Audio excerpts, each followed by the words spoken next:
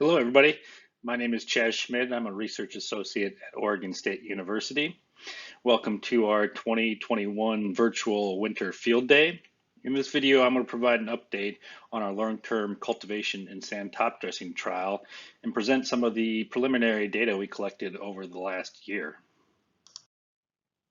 For those of you who missed our summer field day, I would encourage you to go back and view our initial update on the long-term cultivation and sand top dressing trial.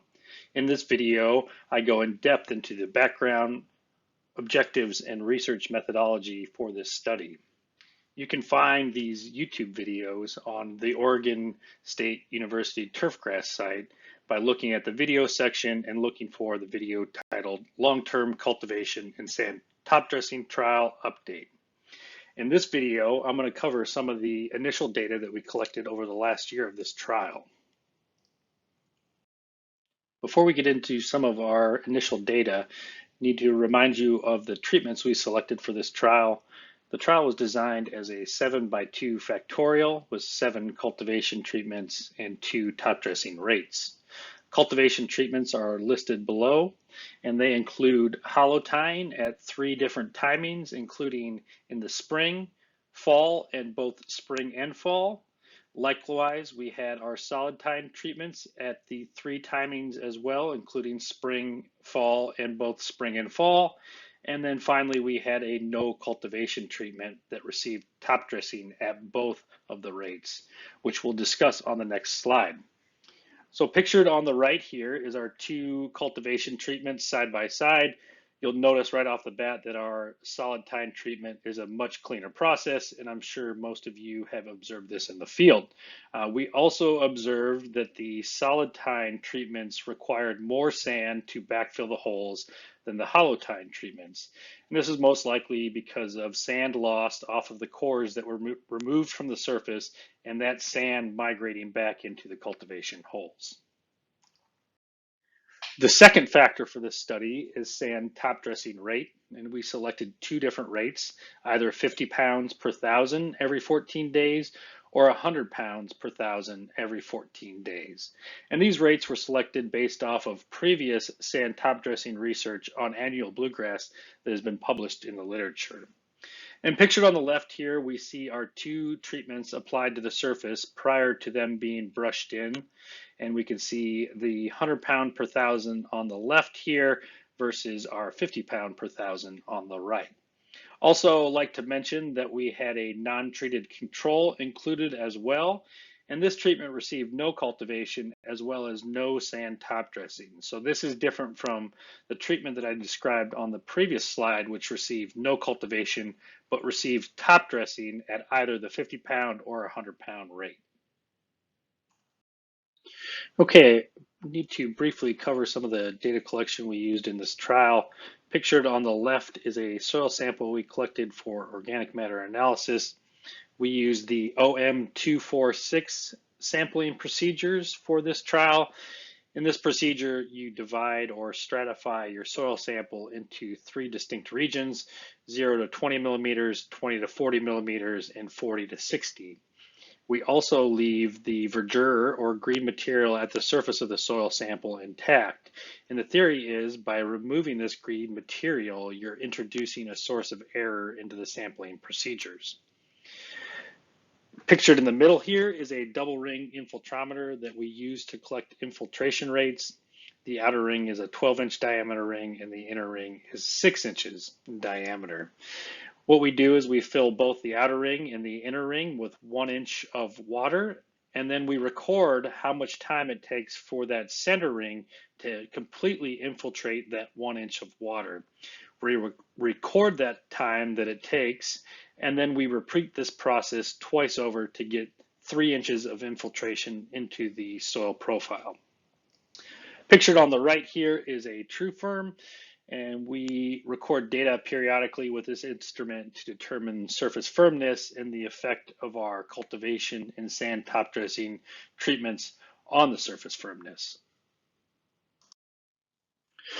So moving on to some of the preliminary data that we collected in 2020, The first table we're looking at here is our infiltration rate. So let me set up this table for you here. On the left, we have our main effects, either our top dressing rate or our cultivation rate. So those are our two main effects.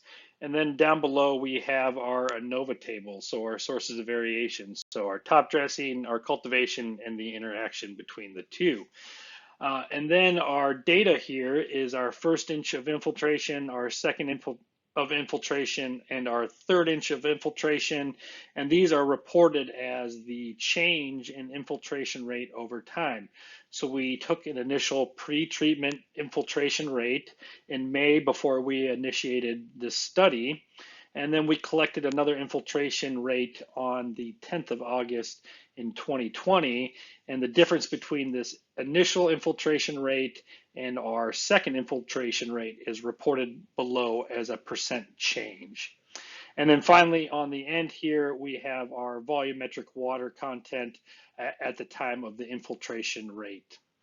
And so if we look at the ANOVA table at the bottom here, we see that there is no statistical difference in our infiltration rate over time. So after this first year, we see no difference in infiltration rate, which is not unexpected because we haven't impacted a large percentage of the surface area yet, so we wouldn't expect to see a dramatic change in infiltration rate.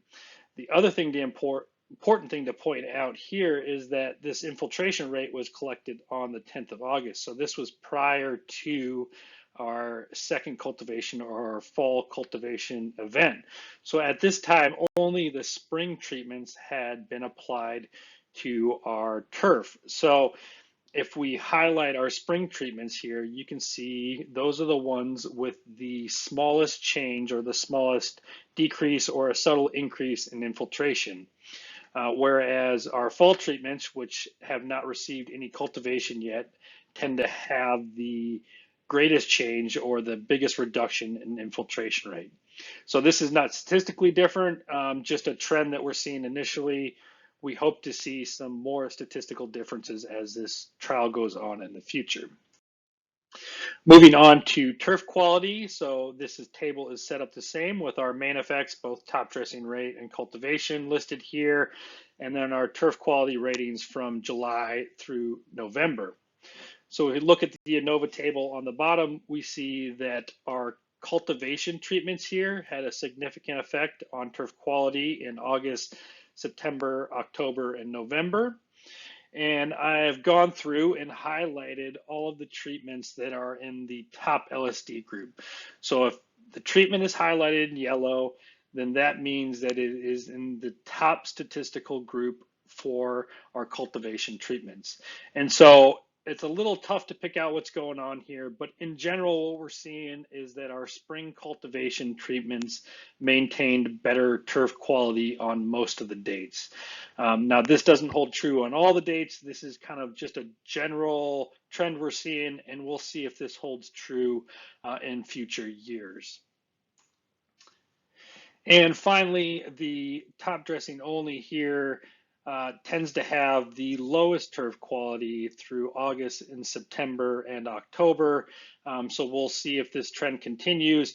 Also not reported here is our non-treated control, and this had even lower turf quality than our top dressing only.